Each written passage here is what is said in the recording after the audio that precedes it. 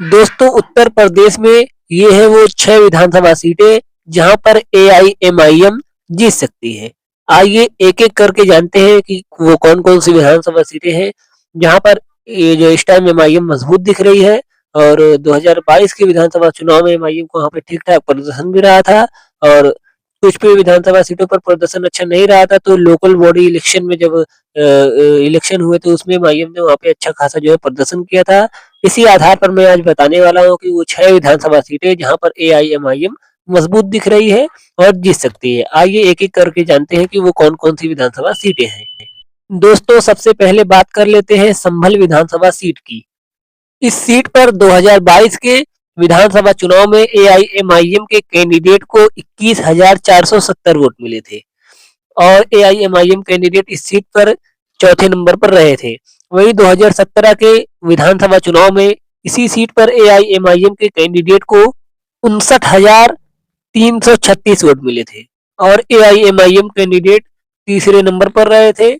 MIM candidate को 24.59% vote मिले थे इस सीट पर 2017 के विधानसभा चुनाव में और 2022 के विधानसभा चुनाव में भी एमआईएम को 21,000 से ज्यादा इस सीट पर वोट मिले थे।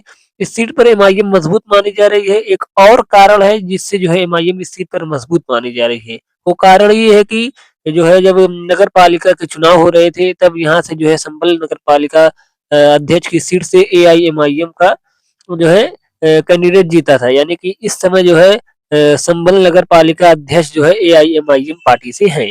तो इसलिए एमआईएम को और इस सीट पर प्लस पॉइंट एमआईएम को मिल जाता है और एमआईएम की सीट जो है जीत सकती है 2027 के उत्तर प्रदेश विधानसभा चुनाव में।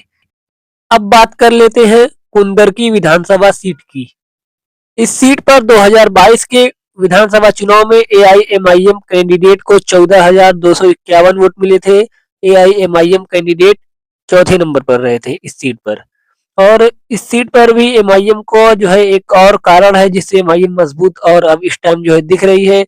जब नगर पंचायत के इलेक्शन हो रहे थे, निकाय चुनाव जब हो रहे थे, तब नगर पंचायत अध्यक्ष की सीट कुंदर की नगर पंचायत अध्यक्ष की सीट एआईएमआईएम ने जीती थी और एमआईएम को इससे जो है मजबूती मिली है इस सीट पर और हो सकता है कि उत्तर प्रदेश विधानसभा चुनाव 2027 में एआईएमआईएम अगर यहाँ से जो है अच्छे से प्रचार कर देती है, अच्छे कैंडिडेट को मजबूत कैंडिडेट को यहाँ पर उतार देती है, तो एआईएमआईएम ये सीट जो है जीत सकती है, आसानी से जीत सकती है। अब बात कर लेते हैं मुबारकपुर विधानसभा सीट की। इस सीट पर 2022 के विधानसभा चुनाव में एआईएमआईएम के कैंडिडेट शाह आलम को 36,460 वोट मिले थे। ये सीट जो है काफी चर्चाओं में भी आई थी। एमआईएम यहाँ से मजबूत दिख रही थी 2022 के अंदर। जो शाह आलम जो है एमआईएम के मजबूत कैंडिडेट माने जा रहे थे और ये जो है एमआईएम को लग रहा था कि ये सीट एमआईएम जीत सकती है, लेकिन एमआईएम इस सीट पर चौथे नंबर पर रही और समाजवादी पार्टी की यहाँ पर जीत हो गई। लेकिन अब दोस्तों ऐसा लग रहा है कि ये सीट 2027 में एआईएमआईएम जीत सकती है। जो है एआईएमआईएम यहाँ पे अब पहले से मजबूत दिख रही है और हो सकता है कि 2027 उत्तर प्रदेश विधानसभा चुनाव में एआईएमआईएम ये सीट जीत जाए। एमआईएम अगर जो है शाह आलम ये तो एमआईएम पार्टी छोड़ चुके हैं। एमआईएम अब अगर इस सीट पे किसी और मजबूत जो है कैंडिडेट को उतारती है और एमआईएम अच्छे से इस सीट पर मेहनत करती है तो ये सीट भी एआईएमआईएम जीत सकती है। अब बात कर लेते हैं मीरापुर विधानसभा सीट की। इस सीट पर 2024 के उपचुनाव में एआईएमआईएम के कैंडिडेट को अरशद राणा को 18,869 वोट मिले थे। उनको 10.17% वोट मिले थे और वो चौथे नंबर पर रहे थे। तो एआईएमआईएम जो है उपचुनाव में अच्छा जो है प्रदर्शन यहाँ पे ठीक-ठाक प्रदर्शन एमआईएम का देखने को मिला। 18,869 एमआईएम को वोट मिले थे। इससे एआईएमआईएम इस सीट पर अब मजबूत दिख रही है और 2027 के उत्तर प्रदेश विधानसभा चुनाव में अरशद राणा को हो सकता है एआईएमआईएम फिर से यहाँ से टिकट दे और अच्छे से अगर कैंपेनिंग हो जाती है इस सीट पर ओवैसी साहब अच्छे से यहाँ पर जो है रैलियां कर देते हैं और पैदल यात्राएं निकाल देते हैं तो लगता है मुझे कि एआईएमआईएम ये सीट भी जीत सकती है क्योंकि एआईएमआईएम यहाँ पर जो है उपचुनाव में 18,869 वोट पाई और एआईएमआईएम इस सीट पर अब जो है मजबूत दिख रही है।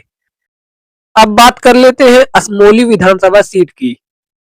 इस सीट पर 2022 के विधानसभा चुनाव में एआईएमआईएम के कैंडिडेट को 13,024 वोट मिले थे। एआईएमआईएम इस सीट पर चौथे नंबर पर रही थी और एमआईएम जो है इस सीट पर अब जो है मजबूत मुझे लगता है हो चुकी है और एमआईएम जो है अब ये सीट जीत भी सकती है। अगर अच्छे कैंडिडेट को एमआईएम यहाँ से उतार देती है और अच्छे से एमआईएम यहाँ पे कैंपेनिंग कर देती है, ओवैसी साहब जो है अच्छे से यहाँ पर जो है जनसभाएं कर देते हैं और यात्राएं पैदल यात्रा निकाल कर इस सीट पर जो है काफी ज्यादा मेहनत करेगी अगर एआईएमआईएम, तो ये सीट एआईएमआईएम जीत सकती है। क्योंकि एमआईएम को पिछली बार ही 5% से ज्यादा वोट मिले थे। इस बार का जो है माहौल एमआईएम के पक्ष में तो पहले से ज्यादा दिख रहा है और एआईएमआईएम ये सीट जीत सकती है।